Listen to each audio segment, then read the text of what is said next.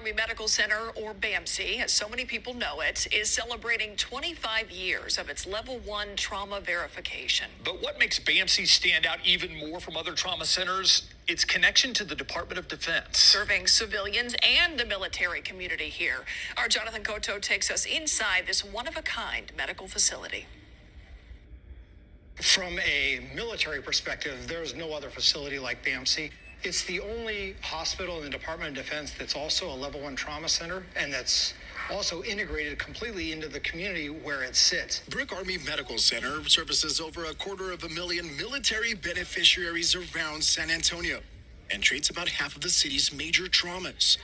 Level of coverage not seen anywhere else. They don't do that at Walter Reed. They don't do that at Naval Hospital Bethesda. They don't do that at Madigan. We only do it here at Brooke Army Medical Center. Serving 22 counties. That's about 2.2 million patients. A really giant catchment area of patients, both from the farmlands to the cities. According to SAPD's recent crime update, the city experienced an increase in crime in 2022.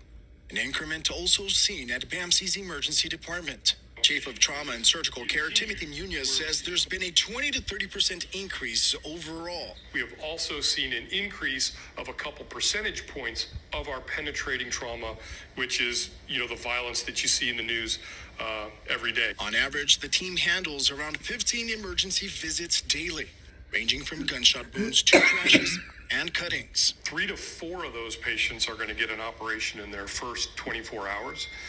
About 60% of them get admitted to our intensive care unit. That's a relatively slow day inside of Bamc's emergency department, but the group of medical professionals here say that can change at any moment. We know when trauma occurs, and it starts to pick up around 16, 17, 1800. We start seeing more and more, and sort of starts tailing off at 03, 04 in the morning. What makes Bamc even more unique? It has the only rooftop helipad in the Department of Defense. Rothwell says about 15% of their casualties arrive by air.